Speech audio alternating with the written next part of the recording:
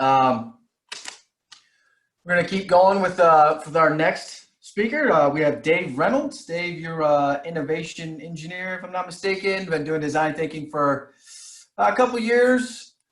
Yep. Mechanical engineer by trade, is that correct?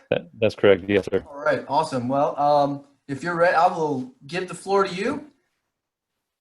Okay. Sounds great. Thanks. Appreciate it, Josh. Again, David Reynolds, happy to be here. Great discussion we've had so far. So I just want to add a few thoughts from my perspective. I'm out at the Naval Air Warfare Center Weapons Division. That's out here at China Lake. So anybody who's unfamiliar with that, we're part of the Navy.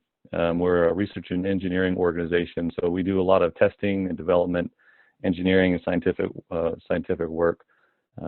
Any weapon that flies on its own or flies on board an aircraft has got to come through here. We do validation, testing of various kinds. So why I mention that is we're pretty heavily saturated with engineering and scientific folks, which you may, if you had any experience with that, they come with a certain set of preconceived notions and a kind of a mindsets and a way that they think, which can be a challenge in many regards, especially when we're talking about innovation and things like that. Some people kind of get stuck on that buzzword of innovation, and it can kind of turn them off if they're a subject matter expert that's deep in the field of aerodynamics or propulsion research, things like that. And I've been lucky enough to be in part of a group out here at NOCWD where we are tasked with kind of accelerating the digital transformation of the organization to help push the work that we do in the way that people get work done into a better place where we can do it faster, we can do it with better results, less rework. The things that we really need, from our organization's perspective, is what we're trying to do is get better weapons out into the fleet, into the hands of the warfighter to increase our level of defense capabilities. So when we've approached that, like Josh said, we've been doing this for about 2 years. My supervisor, Mike Hill, was forward thinking enough that when I joined the group, he came to me and said, I really want to get design thinking going here at NOCWD, and there's benefits in how we can push it forward. And it was new to me. I had never heard of it. And so we basically, me and my team, we built our design thinking capabilities from the ground up. So we fought a lot of battles that have been mentioned up to this point. Leadership engagement, what principles do we use? How do we construct a framework that is A, usable and can produce results, and B, can be communicated to others in our organization that we can help them help themselves by using design thinking principles. So it's helped me personally because I'm kind of been in that I think representative situation that my organization, a science and engineering background, kind of gets stuck in. On the one hand, there's that creative side where, trying to be innovative and push the bounds of what we can do. And on the other hand, there's the very analytical, research-centric process, that systems engineering V, if you're familiar with that. And so how do we rectify those two and bring them together in a way that can produce real, innovative, valuable results for our organization and ultimately for the Navy? So I gravitated a lot to design thinking because that was a great way, as I learned more about it and got to experience it, of getting those two to mesh well, those two different sides. I think it's a Tim Brown quote, and I'll just paraphrase, where he talks about design thinking being a structured way of being unstructured, which I think is great, and it lands pretty well with our engineering and science community, because if you've experienced design thinking before, there's kind of a framework to move you through a process to start from I have a problem to how do we get a solution that meets the need that's that's grounded in understanding the people that we're designing for, that we're solving this problem for. So there's that structured process, and it's iterative process, of course, but there's a way to move through it effectively, which connects with people who like processes and the analytical side. But mixed into that process is those kind of boxes where you can be creative. It can be a big boundary, and you should be able to go wide in your creativity at various times. But then there's also chances to kind of filter down and start applying analytics to filter down your ideas and start converging on things that are going to actually work. So that's been really successful in many ways for our group out here, as we've kind of helped present that to people. Some examples of things that we've done: we've used design thinking to influence and revamp some of the ways that we acquire, transfer, and visualize testing and engineering data out on the ranges. So like when we do a test of some sort of weapon or something like that, they gather lots of data. How do we get that data in the right hands and visualize it and act on it? We've done some workshops fairly regularly. We do workshops. For example, we've done some things for the anti-surface warfare questions they had for a need that they were trying to address. We've done things from like helping to design a project management curriculum to what's that going to look like for our organization. We do a lot about technology transformation. My group in particular, we're the Digital Innovation Acceleration Team. So we put out products that help with digital transformation, accelerate the workforce and able to get work done. And we eat our own dog food. We do design sprints internally to try and understand the folks that we're designing for, and then iterate on producing products, or how we make products, how we present them, how do we implement them. Pretty much any challenge we're facing, we use design thinking for on our own. And sometimes we even do design thinking sprints because we want to produce an infographic, something as small as that, and it works pretty much at any scale that you can think of when applied in the right way. I wanted to share an example. I'm going to share my screen here and see if that works all right.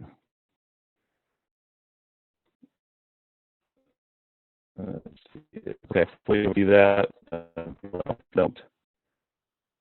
So this is a graphic that my team put together that describes one way that we've integrated design thinking into, like I said, our work, where we put out products. And when I say products, that could be they're mainly in the digital world.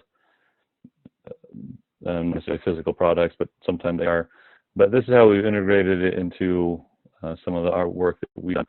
So if you look on the left-hand side, when you're talking about ingredients for an innovative team, halfway down you'll see lateral thinking models. Design thinking, human-centered design is one of those lateral thinking models.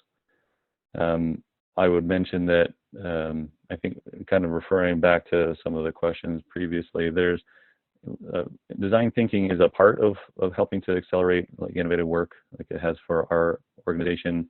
We found that there's other things that are necessary to really kind of make that stick and to push that forward. Things like having the right people and definitely leadership support. That makes a huge difference, and all those other ones. On the right-hand side, you'll see some of what we put together for the products that we put out. Number 4 there is built for humans, which really is just another way of saying human-centered design.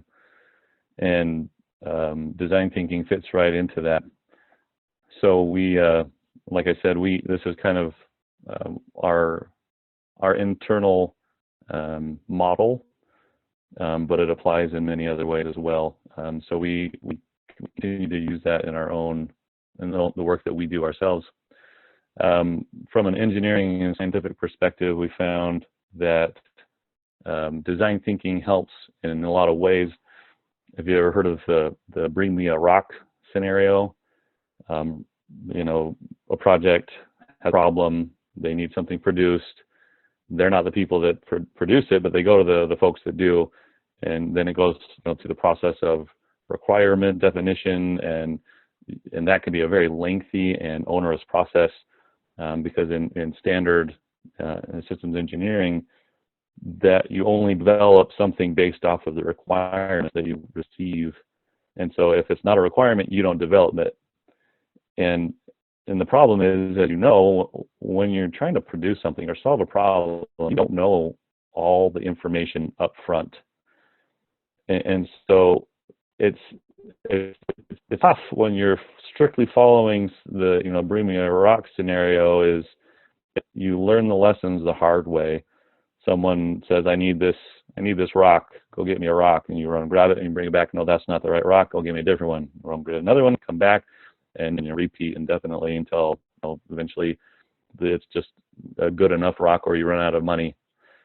The design thinking principles, methods, and mindsets we found have helped to mitigate that, because up front, you're going to learn some lessons quickly and efficiently by and working better and faster, really, because you're grounding your solution, your ideas, your understanding even of the problem in what the people really need, and you take the time up front, like I think Ryan said, to really do the work and understand that before you start bringing rocks to people, you maybe you're even just co-designing together, testing those prototypes. You learn fast lessons that up front in that iterative process until you come back with a better prototype, until eventually a full product, which also in my experience that we've found that it's taken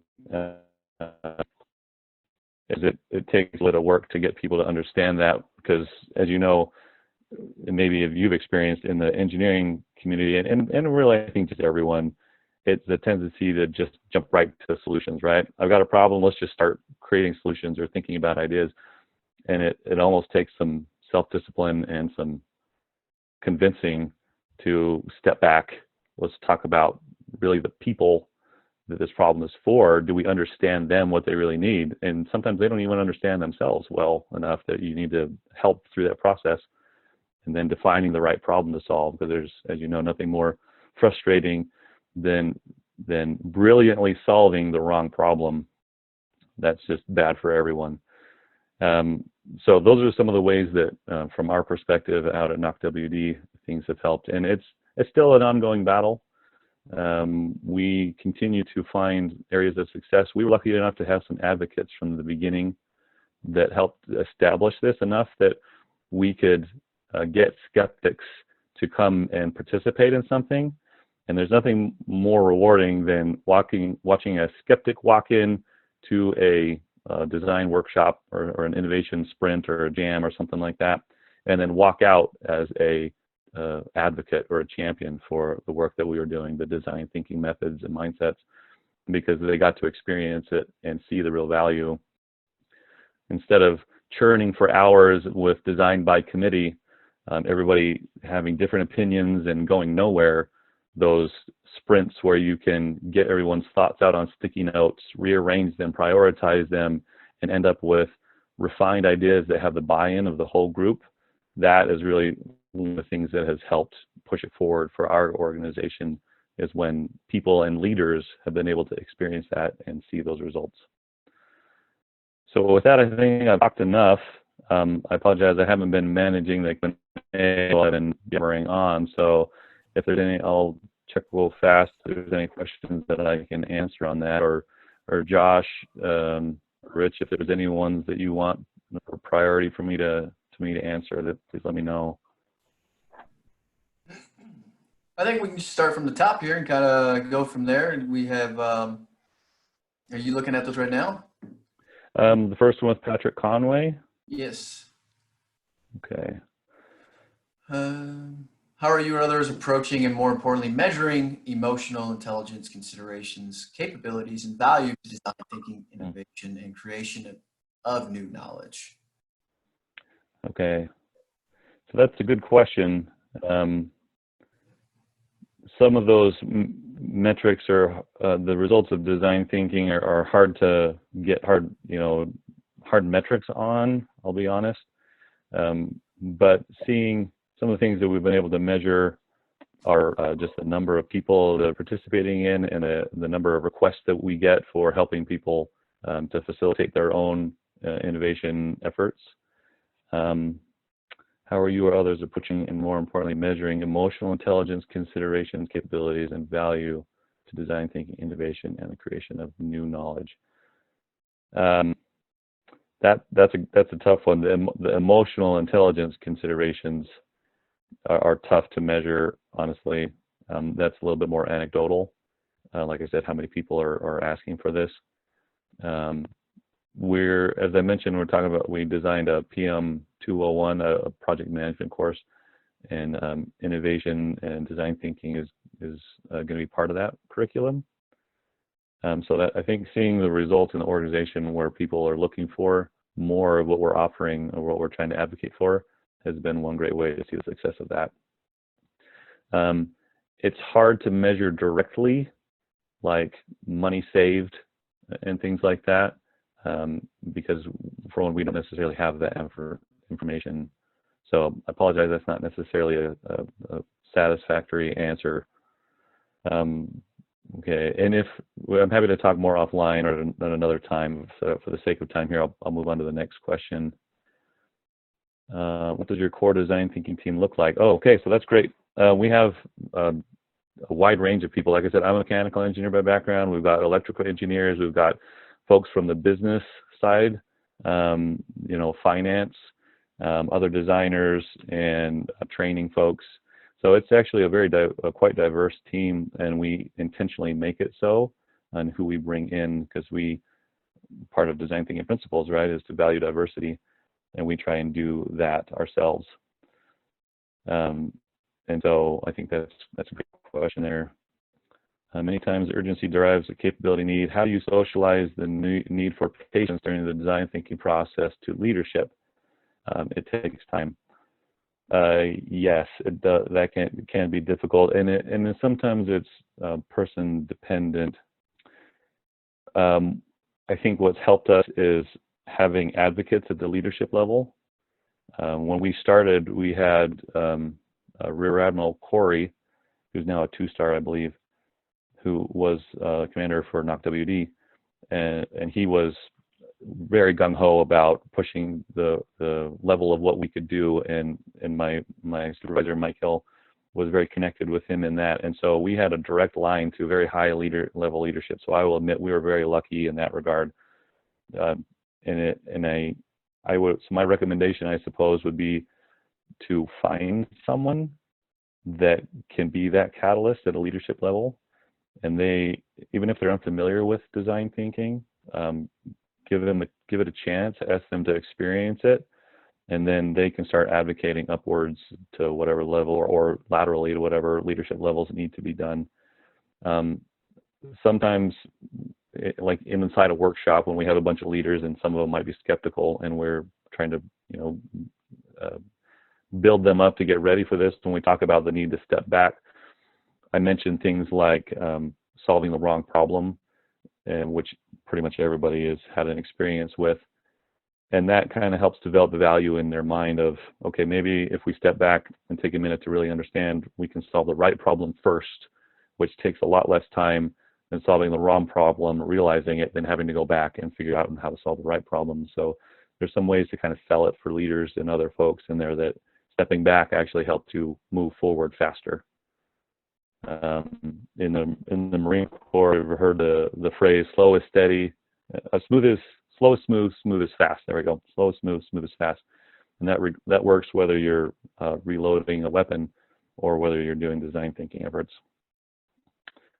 Let's see. I've got just a few minutes left. Is that right, Josh? Or do I need to end it here? You've got a couple more minutes if you want to take a couple more questions that are hanging out here. Okay. All right, let's carry on there. See, Chris asked, I'm specifically grateful for you guys to do technical. Thanks. We're happy to do it. Actually, what practices have you found useful for remote design thinking, especially given the current circumstances? Okay, let me answer that one first. So for a while now, we've been experimenting with distance some software that helps us do that in a remote environment in a disparate geographically. We experimented with Mural. I think that was mentioned at the beginning, mural.co. We just used right now it's not hosted in any sort of secure environment, so we really just tested it out using non-sensitive data or discussions or anything like that. That one was great. We've also been for the past few months working with a concept board.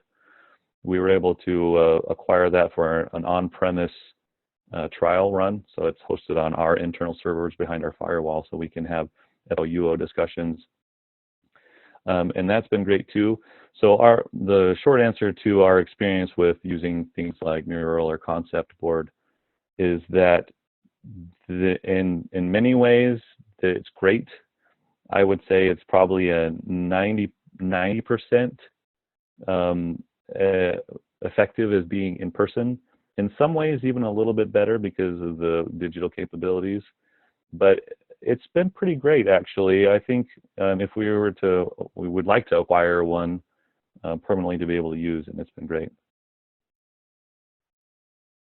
So, okay, question number 2. Have your design thinking constructs meshed with less agile requirements, funding, contracting, and things like that? Have those constructs changed to meet your design processes? Yes, to the first one. Mesh with less agile requirements. Yeah, so funding, contracting. So design thinking you can use for, as you may already know, for anything from systems to processes to experiences to products, whether they're digital or physical, and just knowing how to implement that in different circumstances is some of the nuances that come with experience, I think. But so we've helped people with like their 219 funding process and some of the way that they've moved it along, as well as front ends on how do people engage in asking for funding, how do they manage that. The success has been mixed. It depends on the program or the project or the team that we're helping with, whether they adhere to some of the principles that help them move along, or sometimes there is a temptation often with folks to fall back into what they know, which can be good or bad. And so the success has been mixed, and some things great and some things need to be worked on. Let me ask maybe one more question.